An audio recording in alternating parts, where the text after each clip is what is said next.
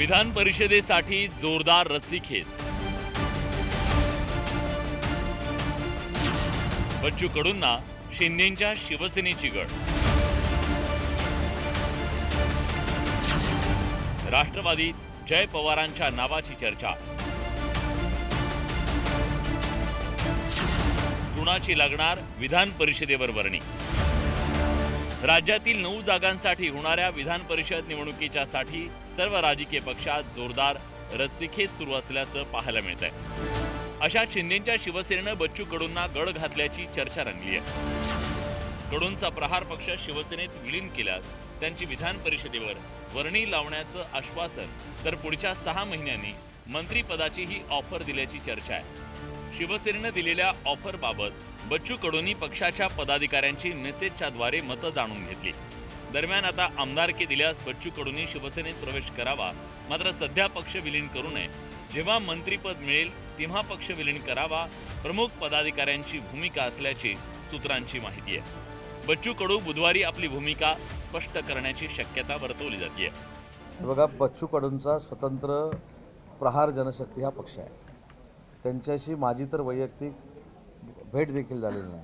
आता हे मला म्हणतात माझी भेट झाली, तुम्ही म्हणता माझी भेट झाली. मी या कार्यक्रमामध्ये बच्चूभाऊ कडूंना भेटलेलो देखील नाही. मुद्दा असा आहे की प्रहार जनशक्ती पक्ष जो आहे त्या पक्षाचे स्वतंत्र ते अध्यक्ष आहे, ते माझ्याशी भेटणार. मी त्यांना पक्ष विलीन करा म्हणून सांगणार, एवढा मी राजकारणातला मोठा माणूस आहे का? तर माझी त्यांची भेट झालेली नाही, हे त्रिवार सत्य आहे. सध्याच्या संख्याबळानुसार भाजपचे 5, शिवसेनेचे 2, अजित पवारांच्या राष्ट्रवादी काँग्रेसचा 1 तर महाविकास आघाडीचा 1 उमेदवार विजयी होऊ शकतो. अशात शिवसेनेत मोठ्या प्रमाणात इच्छुक असल्यानं शिवसेनेकडून तिसरा उमेदवार निवडणुकीत उतरवण्याची खेळी खेळली जाऊ शकते असं कळतंय. आता 2 उभे राहतात की 3 उभे राहतात हे सर्वस्वी एकनाथ शिंदेसाहेब ठरवतील. उमेदवार कोण असतील हे देखील एकनाथ शिंदेसाहेब ठरवतील. तुम्हाला 30 तारखेला फॉर्म भरायच्या अगोदर दोन्ही नावं कळतील. कोण कुठचे उभे आहेत, कोण कुठचे उभे आहेत, कोण उभे आहेत, ही चर्चा आपल्याला 30 तारखेला कळेल. आमचे 2 उमेदवार कोण आहेत ते तुम्हाला कळतील. आमचा तिसरा उमेदवार कोण आहे हे देखील तुम्हाला कळेल. त्याच्यामुळे मला असं वाटतं की 30 तारखेनंतर ह्या सगळ्या गोष्टीवर बोललो तर त्याला काहीतरी अर्थ आहे. विधान परिषदेत 5 जागा भाजपला मिळणार असल्यानं भाजपात मोठी रस्सीखेच पाहायला मिळते.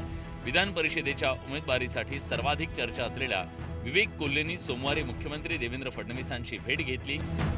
दरम्यान भाजपच्या राज्यातल्या कोर कमिटीनं केंद्रीय नेतृत्वाकडे 30 जणांच्या नावाची यादी पाठवली. मात्र ही यादी निम्मी करून पाठवा असा निरोप केंद्रीय नेतृत्वानं राज्यातल्या भाजप नेत्यांना दिला. त्यानंतर 15 जणांची यादी केंद्रीय नेतृत्वाकडे पाठवण्यात आल्याचं कळतंय. यातील 5 जणांच्या नावावर लवकरच शिक्कामोर्तब होणार आहे. असं आहे की विधान परिषदेकरता कुठली नावं आहेत, त्याचं काय होणार आहे याचा निर्णय काही मी घेत नाही, तो आमचं देशाचं पार्लमेंटरी बोर्ड घेतं. त्यामुळे तिथनं निर्णय जे काय होतील त्यानुसारच सगळे निर्णय होतील. पण एवढंच सांगतो की राजाभाऊ राऊत यांना भविष्य आहे. अजित पवारांच्या राष्ट्रवादीला मिळणाऱ्या एका जागेसाठी 1-2 नव्हे तर तब्बल 75 जण उत्सुक असल्याची माहिती मिळते. अशा जय पवारांना विधान परिषदेवर पाठवावं अशी मागणी अमोल मेटकर यांनी केली आहे. विधान परिषदेतील उमेदवाराची निवड करताना राष्ट्रवादी काँग्रेसची कसोटी लागणार आहे. वेगवेगळ्या जिल्ह्यांतील वेगवेगळ्या प्रादेशिक भागांतील ताकदवान जे सहकारी आहेत त्यांची मागणी निश्चितच त्या ठिकाणी आहे. प्रदेशमध्ये पदाधिकारी आहेत त्यांचीही आहे.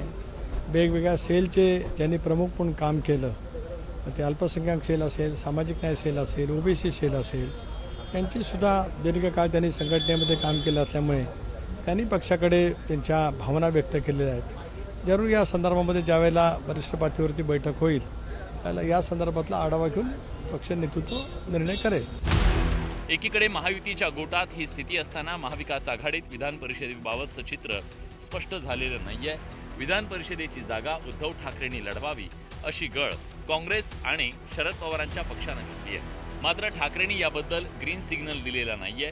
अशा स्थितीत ठाकरेंच्या पक्षातील अनेक इच्छुकांच्या आशा पल्लवित झाल्यात. आमच्या सगळ्यांची इच्छा आहे ना माझी देशाला पाहिजे.